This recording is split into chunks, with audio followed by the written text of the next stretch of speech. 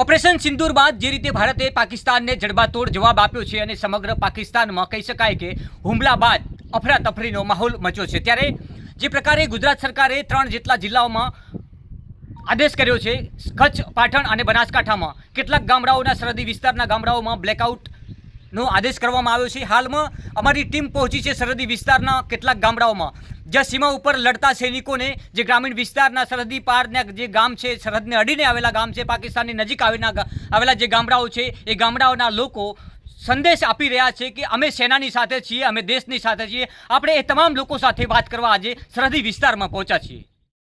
Operation સિંદૂર બાદ ભારત પાકિસ્તાનની આંતરરાષ્ટ્રીય બોર્ડર હાઈ એલર્ટ ઉપર છે, ત્યારે બનાસકાંઠામાં આવેલી ભારત પાકિસ્તાનની સરહદે આવેલા કેટલાક ગામડોની મુલાકાતે બનાસતકની ટીમ કાશ્મીરમાં પહેલગામના હુમલા બાદ જે દેશની બહેન દીકરીઓના સિંદૂર ઉજાડ્યા હતા આતંકવાદીઓએ, એ આતંકવાદીઓ પાકિસ્તાનના હતા અને ત્યારબાદ દેશની સરકારે અને સેનાએ એક મોરચો સંભાળ્યો અને એ મોરચાનું નામ આપ્યું ઓપરેશન સિંદૂર।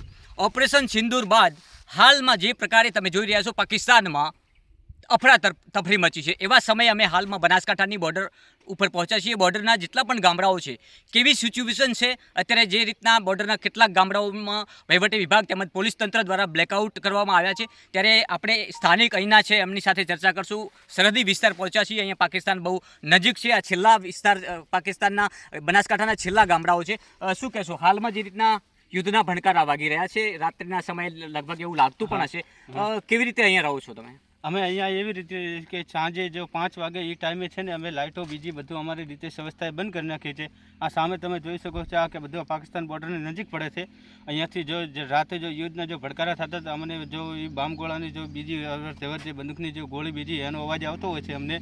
અને અમારે શું છે કે ઠેરથી જે પહેલાં જે યુદ્ધ થયું હતું તેના પણ અમને જે અમારા જે ઉંમરલાયક વડીલો હતા એ અમને પણ કહેતા કે અહીંયાથી નજીક છે, અમે પણ જોઈ આવ્યા છીએ કે અહીંયાથી બોર્ડર આપણે નજીક પડે છે। જે પહેલાં અને બીજી વયનું આ જે યુદ્ધ ચાલુ થયું છે એમાં હજી અમને રાત્રે જો મોડા વહેલા જોઈએ તો એનો જ માહોલ જોવા મળે છે। હજી એમ લાગે છે કે આ યુદ્ધની જેટલી ઘડા સમાપ્ત નહીં થાય એટલે સુધી આવું ચાલ્યું રહે છે અને અમારા અહીંથી નજીક પડે છે। ગામના કેટલા લોકો છો જેઓ જાગૃત છો અને બીજા ગ્રામીણ વિસ્તારમાં જેટલા પણ લોકો વસવાટ કરે છે એ લોકોને તમે સતત એમને જગાડતા રહો છો, સતત એમને વિનંતી કરતા રહો છો, આવું કોઈ ગામનું ગ્રુપ ખરી તમારું? હા, આવું એક અમારું, એની અંદર અમે 100 થી 150 માણસ છીએ, જે કે વડીલો છે, નાના મોટા બાળ છોકરાઓ બધા ભેગા થઈને જો સાંજે બસ સ્ટેશન છે કે 4 રસ્તા ચોકડી એવું જે પડે ને ત્યાં સુધી અમે જો રાત્રે મોડા સુધી ચોકી કરીએ, હારાનાર ફેરી રાખીએ, વાહનની અવર જવરને જોતા રહીએ, એવી રીતે અમે બધી સુખ શાંતિથી જો ખબર રાખીએ છીએ।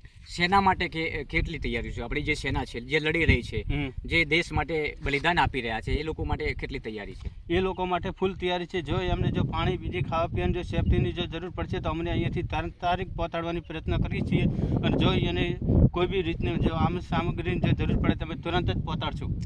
આ છે સરહદી વિસ્તારના બનાસકાંઠા જિલ્લાના છેવાડાનો વિસ્તાર, એટલે કે પાકિસ્તાનની બોર્ડરે અડીને આવેલા ગામડાઓના વિસ્તારના લોકોનો હસલો। આજે પણ એ સેના સાથે હાથથી હાથ મિલાવીને એ સેનાને સમર્થન કરવા માટે તૈયાર છે, દેશ માટે તૈયાર છે। જેવી રીતે દેશ માટે હાલમાં આપણા દેશની જે સેના લડી રહી છે પાકિસ્તાન સામે, એવી જ રીતે અહીંયા સરહદી વિસ્તારના કહી શકાય કે ગુજરાત સરકાર દ્વારા જે 3 જેટલા જિલ્લામાં જે રીતે એલર્ટ આપવામાં આવ્યું છે, પાટણ, બનાસકાંઠા અને કચ્છ, અને એ વિસ્તારના જે છેવાડાના વિસ્તાર છે, જે પાકિસ્તાનની બોર્ડરની નજીક આવેલા છે, એવા ગામડાઓના જે યુવાનો છે આજે પણ એટલા જ તત્પર છે અને સેનાને સમર્થન કરી રહ્યા છે કે કંઈ પણ સેના માટે કરવા માટે અમે તૈયાર છીએ। નમસ્કાર।